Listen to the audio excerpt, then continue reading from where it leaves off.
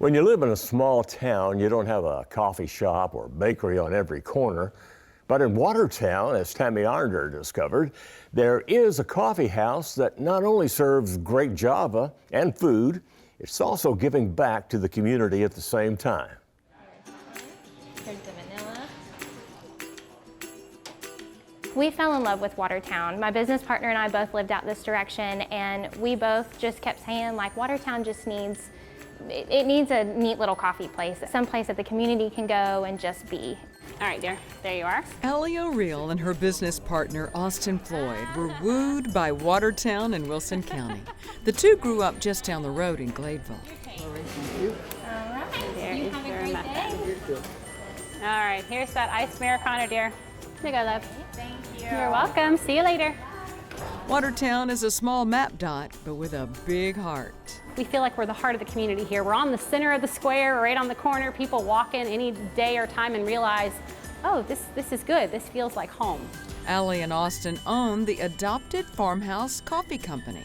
It was kind of born. It really wasn't something that we planned out. In fact, the building that we found available for rent, we rented it with half my husband's tip money, half her husband's tip money. It's really very interesting. It was kind of an accident. The ladies call it the Adopted Farmhouse 3.0 because it's the third location. Although the address may have changed a few times, the vision is still the same. We actually started right over on the square, on the other side of the square, I should say. And then a few doors down next to Nona Lisa Pizza, that was Farmhouse 2.0. And then this is Farmhouse 3.0. And this was our dream space. We love this space. There's so much history. We call it the farmhouse on Melton Block. And we love all the windows. It's just so homey in here. Just such a great place for the community, and it's just peaceful. Their goal is to offer an oasis for people to come in, sit a spell, have a great cup of coffee and conversation, share a meal, or a sweet treat. But there's much more to this menu than meets the eye, and it's found in the name. Adoption also for us, we take it very literally that we are adopted in. So in God's word, it talks about us being adopted in Romans 8:15.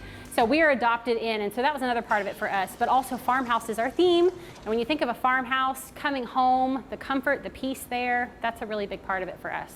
The coffee shop ended up playing a really big part of helping her bring her son home, Alex. And we helped walk through the fundraising. The community just really stepped in and just really helped to provide the funds to bring him home. We decided after that we wanted to help other families do that as well. So we called it the Adopted Farmhouse, so that way we could walk through that adoption journey with other families. Austin and her husband were adopting Alex, their oldest son, who can often be found helping out at the coffee house when they first opened the store. Adoption is very expensive and exhausting, what with all the paperwork, legal hoops to jump through, and travel. So the two thought it would be great to help others navigate that complicated and costly process. We've even had people come in and I've sat down with them and coached them through grant writing for the adoptions because I experienced that myself.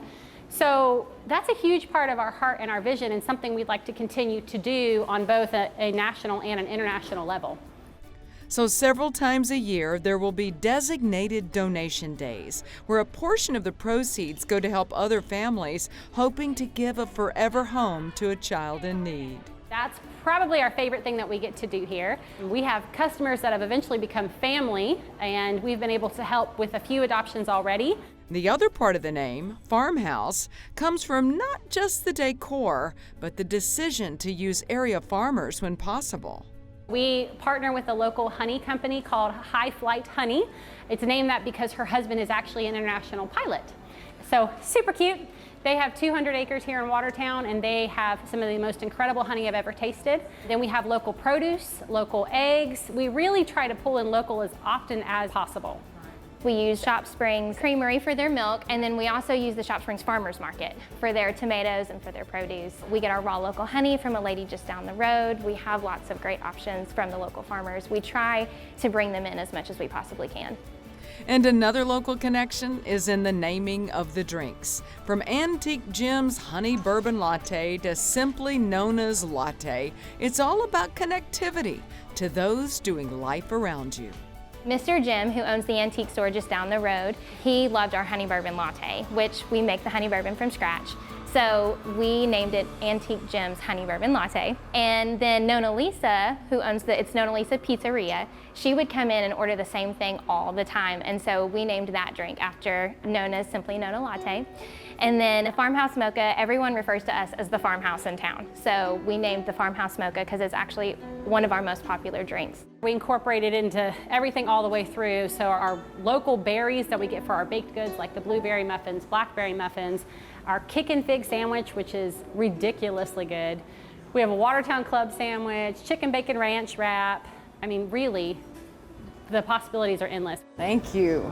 All right, I had to order Antique Gems Honey Bourbon Latte, and I'm not even a bourbon drinker, but I gotta try this.